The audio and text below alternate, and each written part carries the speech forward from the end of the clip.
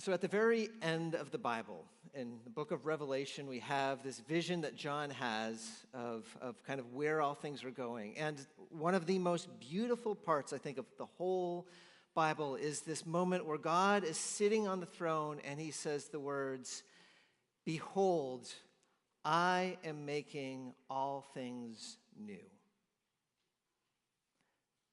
Everything that right now is tarnished by corruption, by sin, all that disappoints, all that is frustrating, all that is wrong with the world will be cleansed, will be made whole. All the tears will be wiped away, and we're told our mourning will turn into dancing because God is making all things new. Ephesians, in many ways, is about this. It is itself a kind of revelation where God is pulling back the curtain to help us to see that even now he is doing what he says he is doing. Even now he is making all things new through Jesus. As we began our series many weeks ago, we saw in chapter 1 the plan that God has had for all eternity to make all things right by bringing everything under Jesus' loving and redemptive rule. And then as we proceeded through chapters 2 and 3, we've seen how that means he's redeemed us. He has, through grace, brought us into this new community, the church, a people who have been washed by the blood of Christ and brought back to God, a people who are now the new temple. And as this temple is growing and spreading, people are seeing the glory of God and are being drawn to Jesus. And then chapter 4, Paul says, okay, now you need to understand you have a role in this. The work that I am doing to make all things new through Jesus, you have a calling to participate in it. As you walk carefully, paying close attention to your choices, there are ways that you can allow Jesus to do his work in all things in your life and in your community. And over the last few weeks, we've seen just how extensive that all is. It's everything. It's not just Jesus changing our hearts through the power of the resurrection. It's Jesus changing our relationships. And not just the relationships that we have on Sunday morning, but the relationships we have throughout the week. So we saw a couple of weeks ago of how if we allow Jesus to do the work he wants to do, he will change our marriages from those that involve self-protection primarily to mutual self-giving. Last week we saw Jesus' desire to work even in the parent-child relationship to develop this mutual trust and respect so that the children will flourish as they grow in the knowledge of Jesus. All things are being made new. And this morning we see how Jesus also seeks to make new those relationships, those situations that in the moment are inherently broken. I wonder if you felt at least some degree of dissonance as Nathan just read that passage. And we began with the words, "Bondservants, obey your masters." Slaves, it's the same word. Slaves, obey your masters. Did you go perhaps in your heart, wait, what is going on? If Jesus is making all things new, shouldn't he say something different here? Shouldn't he instead be saying, "Masters, let your servants go free"? It's an important question. And it's a complicated question. It's one that we need to understand a little bit about Paul's situation, or the situation of the Roman Empire in the time. Slavery in that time was not good, but it was not the way that we think of slavery when we think of like 18th and 19th century American chattel slavery. It was not having anything really to do with race. It was almost purely an economic thing. For example, if you were in a situation where you just could not afford to pay food for your family to keep going, oftentimes the only real choice available to you would be to sell yourself into slavery, because you would know that hopefully you would have a kind master, but regardless, the master would be in charge of making sure you and your family were adequately provided for. And really, there was no welfare system, so there wasn't really any other option. And if you think about it, that means that Paul can't just kind of snap his fingers and say, slavery be done, because if masters suddenly let go of all their slaves, then you have an enormous number of people who have no livelihood. They would be going out into poverty. Now, to be clear, Paul does say in 1 Corinthians, slaves, if you are able to financially move into freedom, you should do so. But what we see here is a realism on Paul's part. This is not a good situation, and yet it is the situation in which people find themselves where there is no obvious, immediate solution. Now, to be clear, we should recognize Paul is not ever here even remotely endorsing slavery. There's a difference between the two previous. When you think about husbands and wives, he roots that in Christ and the church. When you think about children and parents, he talks about the commandments. This is right. When he talks about slaves, he doesn't do any of that. He's giving guidance in a situation that is broken. Because sometimes that's how things work. Sometimes we find ourselves in situations that are so messy, where the problems go so deep, where it's so systemic that it's the kind of thing that's not going to just take days or weeks to fix, but years, or even in this case, generations. Paul is writing to situations where things are bad and they can't be fixed. And the question is, what do you do then?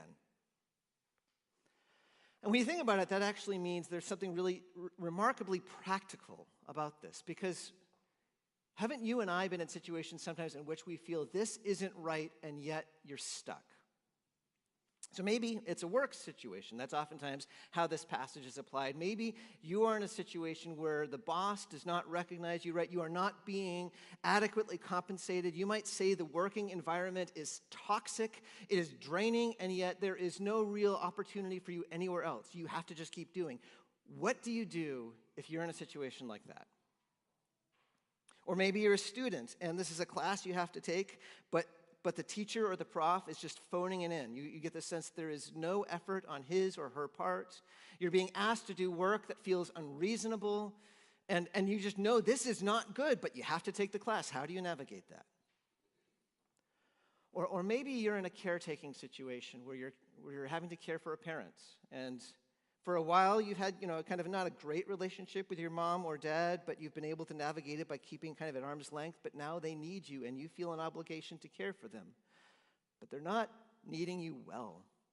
There's not gratitude. There is no respect of boundaries. You're finding yourself drained, and yet you feel like you are called to continue to care for him or her. What do you do? If you've been in a situation or are in a situation like this, you know how incredibly emotionally taxing it can be to feel deep within you this is not right, and yet to have to keep coming back again and again and again to something that has no clear solution. It can feel hopeless. And yet what's striking here about what Paul is saying is that in one of the most hopeless situations imaginable, slavery, he speaks words of hope.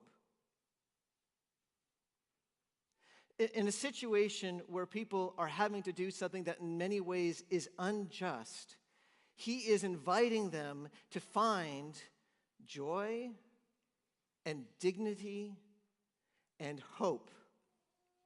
Because, and Paul is convinced of this, because Jesus is making all things new. And here is the heart. Here is the theme that is woven throughout the opening verses of this passage. Slaves, you need to understand, and this will apply to anyone in difficult situations, when you are serving your master, when you are serving another human being, what you need to realize more than that is that you are serving Jesus. I don't know if you notice it, but it is something that you see in every single verse of this passage. So if you're looking at it right now, you'll notice as it very begins, bondservants, obey your earthly masters. Literally, it's masters according to the flesh. It's Paul's way of saying, with air quotes, your masters, the ones that people call masters. And then notice in verse, it keeps going, with a sincere heart, as you would Christ. You're serving Christ. Not by way of eye service as people pleasers, and of course your master is a pleaser, so he's saying you're not trying to please your master, but as bondservants of Christ. Rendering service with a good will as to whom? To the Lord, and not to man like your master. Knowing that whatever good anyone does, this he will receive back. Your reward will be not from your master, but from the Lord. Do you see, again and again, he is saying, yes, you are in a situation. You're in a situation you're having to navigate with this person, but that's not the one you're actually serving. The person you should recognize you're serving in all of this is Jesus. Now, why can he say that? What is the basis for it? Here is the underlying truth, and it's, I think, incredibly significant. When we are caring for people that Jesus cares about, when we are serving people that Jesus cares about, we are serving Jesus. Jesus says pretty much exactly this in a place in Matthew. Matthew, he tells this story of how at the very end of time, when he is seated on the throne, all of the nations will be gathered to him, and he will speak to those who have trusted in him, to those who have obeyed him. He will say, come and enter into the inheritance of the kingdom. Because when I was hungry and I was thirsty, you fed me and gave me something to drink. When I was a stranger, you welcomed me in. When I was sick, you visited me. And the people who have trusted in Jesus will say, when did we do this? We don't remember, Jesus, when we actually came to you like that. And Jesus will say, whatever you did for the least of these, my brothers, you've done for me. When we serve people that Jesus cares about, we are serving Jesus.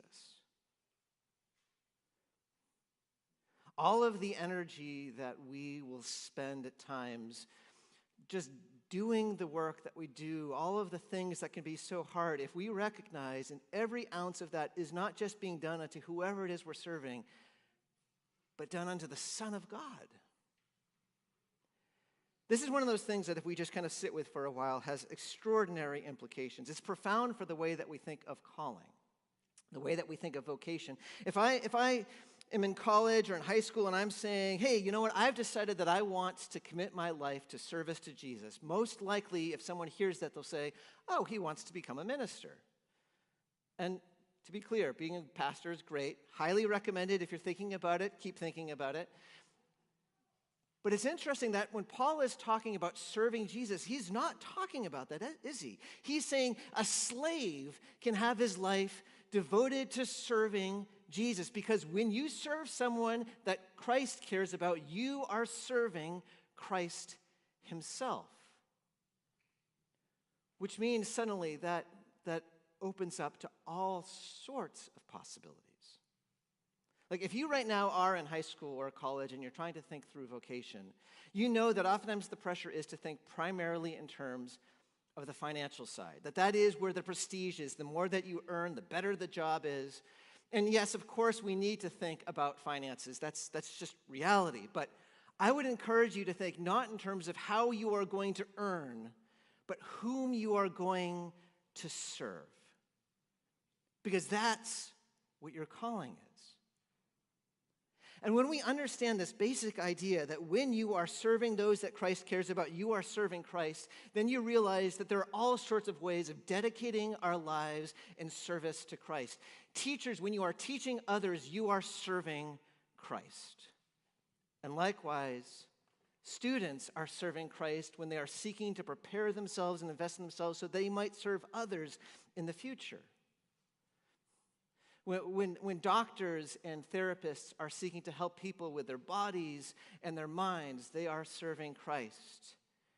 And in the same way, when people are helping others with their toilets that don't flush and with their outlets that don't work, they're serving Christ.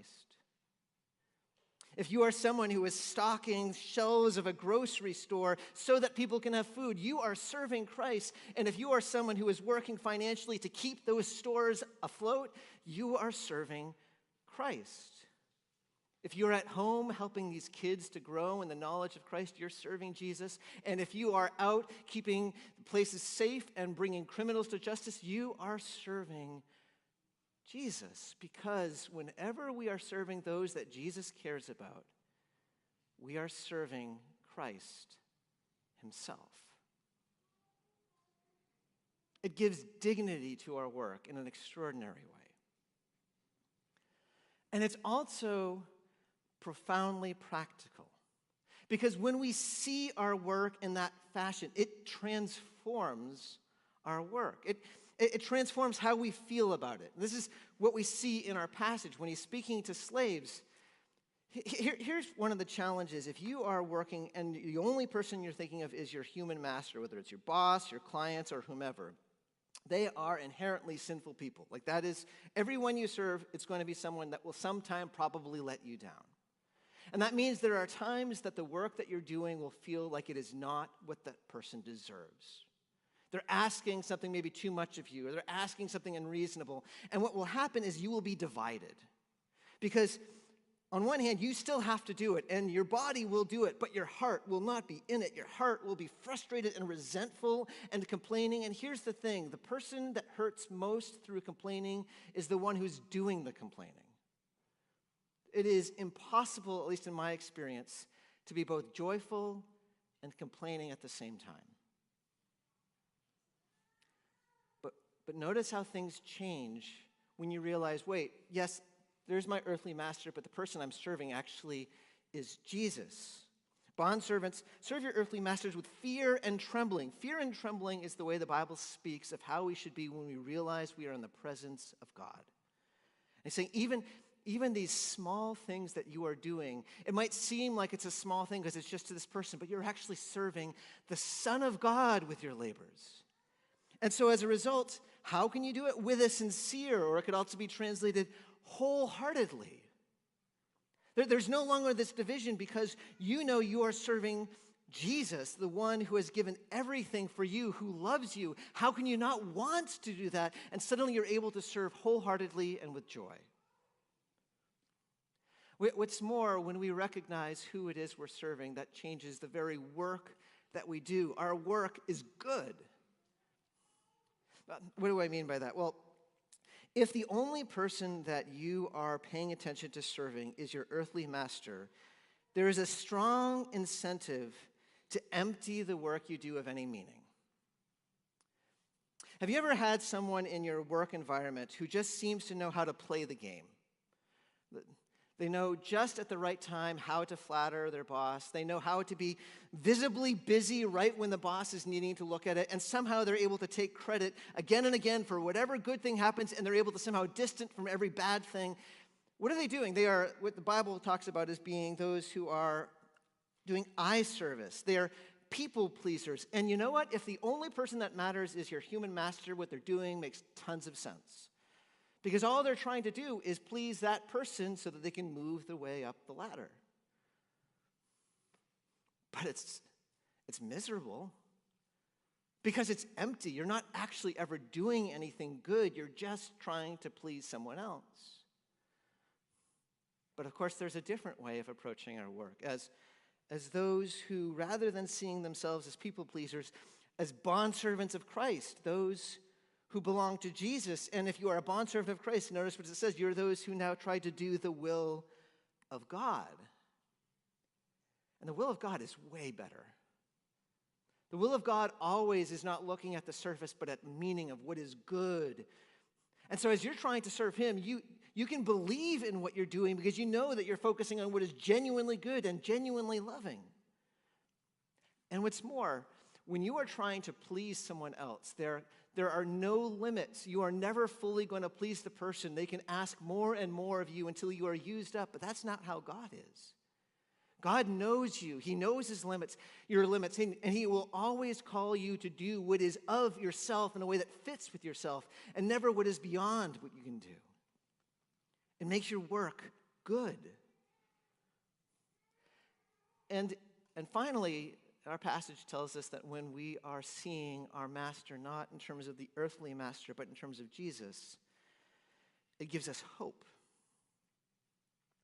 Because if you think about it, work is something that is inherently forward-looking. We make sacrifices in the moment. We spend our energy in the anticipation that we will at one point experience the benefit, the fruit of our labors, that at some point what we're doing right now will feel worth it. And the problem is, when you are serving earthly masters, there are no guarantees that that is what's going to happen, right? Maybe you'll be recognized. Maybe you'll be completely overlooked. Maybe the work that you do will be recognized as something significant, or maybe someone else will get the credit. And that can be incredibly frustrating, and it can lead to a kind of cynicism. But again, notice the difference. If you recognize that Jesus is the one you're serving, verse 8, you do this knowing that whatever good anyone does, this he will receive back from the Lord. This is one of a few places in the New Testament where we are promised that as we serve Christ, we will be rewarded for our faithful service. Honestly, I'm not exactly sure what this means. If you look again and again, you'll see kind of a nondescriptness, just a promise of reward without really telling us what that is. And I suspect it's because it's something our minds can't even comprehend. Like in a world where everything is made right, what does a reward even look like? But I think the point is to tell us two things. One is, whatever you are doing, Jesus sees. Whatever work you are offering that oftentimes gets overlooked, the thanklessness where you are serving someone and they don't recognize it, Jesus recognizes it. The behind-the-scenes thing when you're just praying, whatever it is, Jesus sees and is pleased. And secondly, on the last day when all is made right, you will look back and you will rejoice on everything you have ever done. Nothing will feel wasted. All will feel worth it. You'll be so glad that you followed Christ in the way that he calls you to. There will be reward in that. And with that knowledge, we can work even now in hope. Do you see how Christ is making all things new? In a broken situation, something even as broken as slaves and masters, there is a way of dignity, a way of joy, a way of hope. And yet you might notice the passage doesn't end there. And really what Paul is trying to do doesn't just stop with him seeking to make the best of a bad situation. There is actually more that's going on here, something deeper that's taking place. Because Jesus doesn't just make the situation new in the moment. Jesus is making all things new. And I want you to listen to what he says in the final verse. Masters, do the same to them. Masters, do the same to them. That is, do to the slaves as the slaves are doing to you. What does he mean? He goes on to provide a reason, knowing that he who is both their master and yours is in heaven, and there is no partiality with him.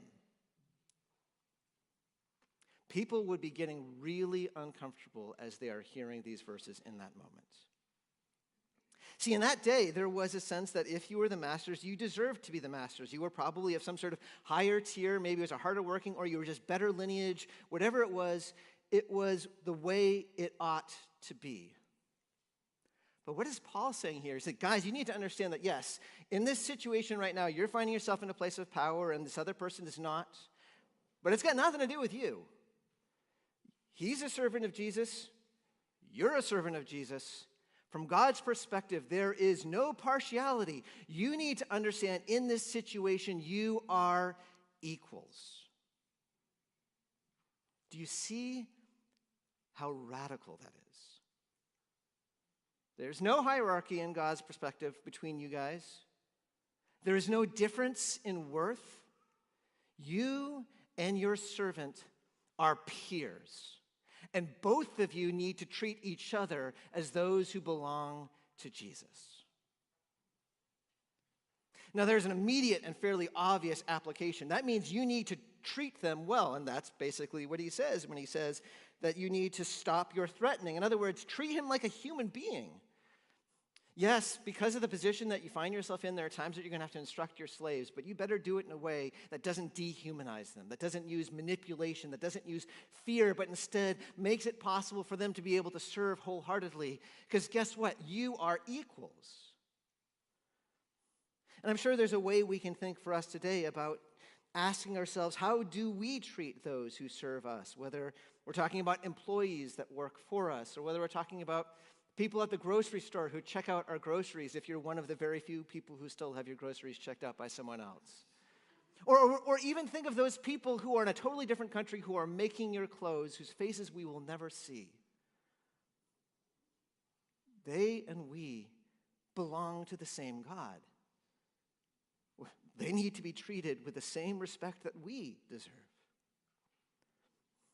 But I think actually what's going on here is more than just something where Paul is doing something where there's this immediate application about making sure you treat your slaves well. Because, as I said, this is radical. This goes deeper. What Paul is saying here, if you really allow it to sit, undermines the very foundation of the whole thing that is going on in the Roman Empire right then. Because if slaves and masters are actually equal, then why does one get to own the other? There's a sense that Paul is kind of lighting a fuse. It's not able to change things in the moment, but one day it will. Because Paul is convinced that Jesus is making all things new. You know, it's interesting. I was reading this week, anthropologists generally will say that it's almost like a human law that wherever a human society comes together, slaves emerge. Like, throughout human history, it doesn't matter what century you look at, it doesn't matter what area of the world is, whenever people have power, they make other people slaves. It's everywhere with one exception. There's been this minority voice over the last 2,000 years where some people are saying, hey, we don't think this is right. And that voice kind of began to grow in the 17th century, and it got louder as slavery in some ways got even more egregious and worse in the 18th. And you know in the 19th century how things changed with the abolition movement. And suddenly, for the first time in human history, slavery is seen as wrong in a wide area. And it's an interesting question to go, why? Why, if this is basically a human rule that it always happens, why has it suddenly changed? And historians will say, well, there were the 17th century Quakers. In the 18th and 19th century, you had some Roman Catholics, and you had a bunch of evangelicals, and they were the ones who really pushed this forward. In other words, it was Christians. It was people who heard Paul say these words, and by the power of the Holy Spirit took them to heart and said, you need to listen to this. There's something that we need to think about. And so churches began to go, yeah, there's a problem here that we need to think about, we need to talk about. And as churches talked about it, it started changing at a societal level so that government eventually changed the laws, and so that the culture itself, through the work of all of these things, changed. So that now, when we read this passage, something happens that until very recently had never happened before. We're bothered. We're bothered because it is so obvious to us that slavery is wrong. We're bothered because the truth that Paul is declaring in these moments, over time, in combination with all of the truths of Scripture, did their work to change the world. We are bothered because Jesus, in his mercy, is making all things new. Now, we know, of course, that even as we talk about this, that we're not even close to seeing perfection yet, and we won't. Things won't be made fully new until that last day when God is seated on the throne and can declare things, until Christ has returned and made all things right. But just think still about what this tells us. If Jesus is able, even in the context of human sinfulness, to bring an end to something so deeply entrenched as human slavery, well, is there anywhere that we can look and not feel hopeful about? As we look and we see things that are so broken within the government or in other structures, or as we even look within our own lives and see things that just feel tremendously stuck, is there any place that we should experience despair? We believe in a God who has brought someone from death into life. We have a Savior through whom all things are being made new. And of course, that includes you and me. As is our custom, at the end of hearing God's word, we now take a couple of minutes, and I invite you to spend time in silence and confession, to bring those things within you that you know are wrong and are broken, and confess them to God, seeking not just forgiveness, but seeking the healing work of Jesus who makes all things new. And then I'll lead us in prayer in a couple minutes' time. So let's spend some time in silent confession.